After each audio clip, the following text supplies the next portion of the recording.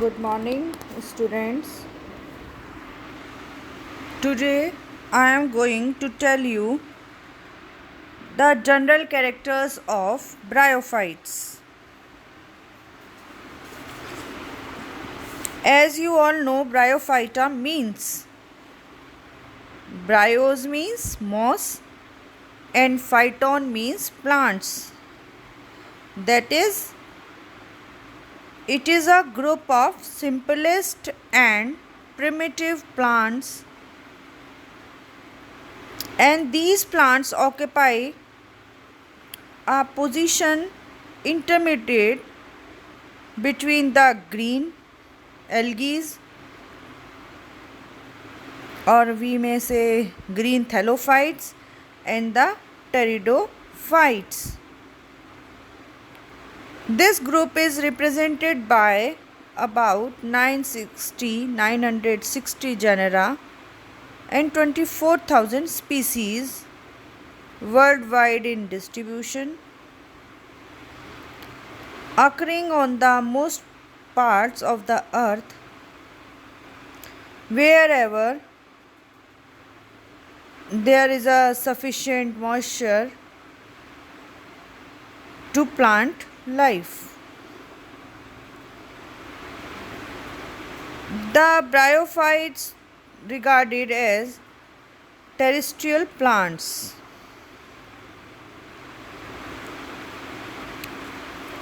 On one extreme, they grow in situations where they are almost constantly submerged in water, like Rhizoids. On the other hand, on dry rocks with scanty soil and moisture, example Porella.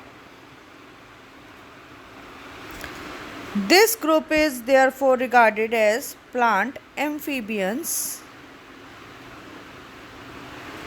Many mosses and almost all species of dendroceros grow as epiphytes on the stem and leaves of the plants of tropical rainforest areas.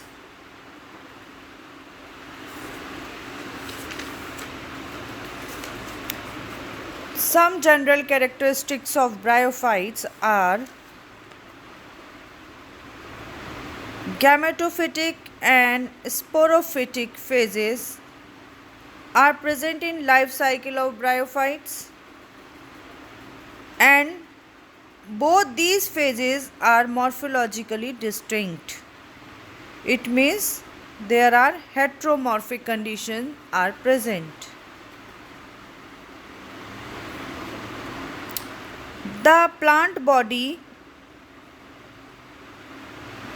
is gametophytic, which forms the dominant phase of the life cycle, is generally small, attaining a length of a few centimeters, but some species up to 70 centimeter in length. The gametophytic phase is more conspicuous, longer lived, independent, green and freely branched, whereas the sporophytic phase is short-lived, completely dependent upon the gametophyte. In primitive forms like Rhizoids and Markensia, the gametophyte is prostrate and thalloid, but in mosses, the plant body is erect, differentiated into stem and lateral appendages. Stem means axis and lateral appendages means leaves. True roots are absent, and the function of anchorage and absorption is formed by filamentous structures known as rhizoids. The rhizoids are either unicellular and unbranched, sometimes multicellular and branched. The member of the order Marcantiales also have multicellular scales in addition to rhizoids, which protect the growing season of the thallus and help in the absorption of water. The plant body is composed of parenchymatous cells only and lacks fully differentiated xylem and phloem, which is the characteristic feature of the true vascular plant. They produce or reproduce by vegetatively and sexual methods. Vegetative multiplication takes place by decay and death of the older part of the thallus or by adventitious branches and or by special structure like tubers, gamete, etc. Sexual reproduction is of oogamous type. The sexual organs are multicellular and considerably more complicated than those of the thallophytes. The male sex organs, known as antheridia, are stalked globose or somewhat elliptic. They have an outer sterile one-cell thick jacket which surrounds a solid mass of fertile cells called anthrocytes. The endocytes eventually metamorphoses into a motile biflagellate anthrozoids.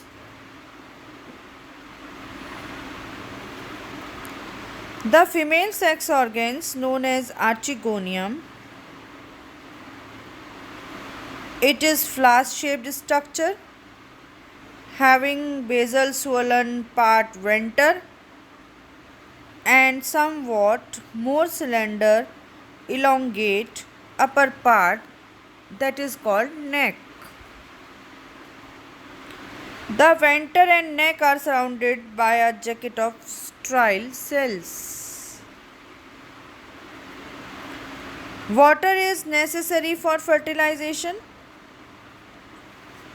Although many anthrozoids may enter the neck, only one, which approaches to the egg first, fuses with egg to form a diploid zygote.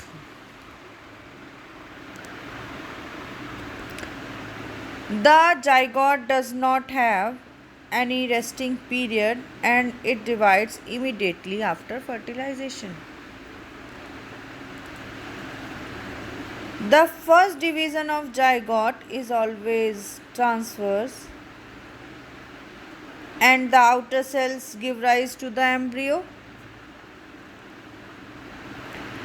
Thus they show exosporic mode of embryo development and the embryo develops within the venter of the archegonium.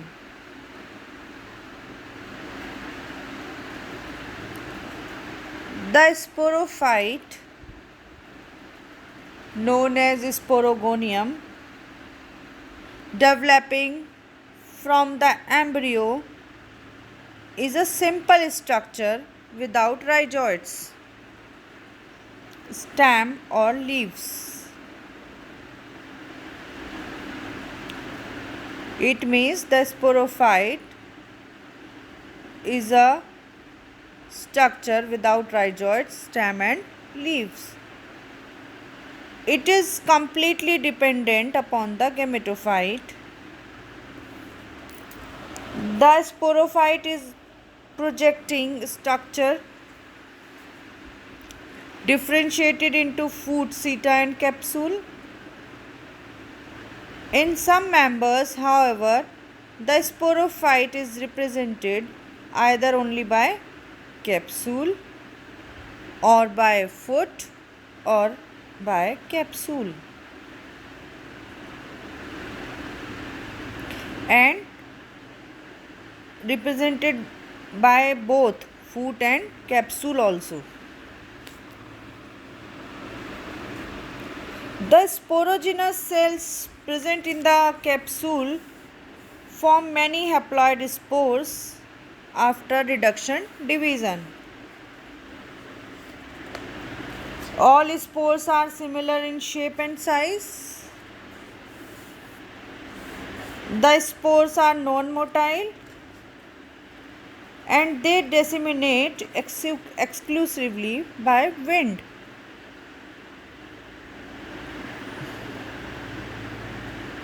Under favorable conditions, the spore either forms a filamentous germ tube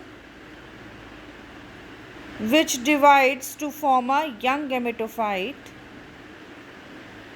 or give rise to a protonema as in mosses, different mosses. The protonema bears many buds which develop into erect gametophores. The sex in bryophytes is determined either by morphologically distinct sex chromosomes or by environmental factors. Example: Sporogonium, luteum.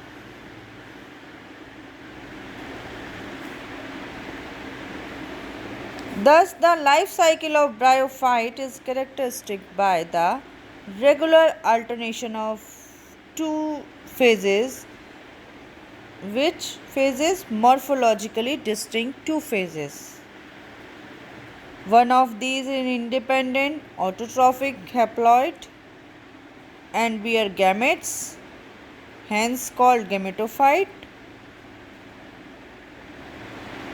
It develops from the spore produced by the sporophyte, and the gamete represent the last stage of the gametophytic phase. Bryophytes also show apospory and apogamy. Apospory, in which the gametophyte develops from the vegetative cells of the sporophyte, not from the spores, while in apogamy the sporophyte develops from gametophyte without gametic union, for example funaria.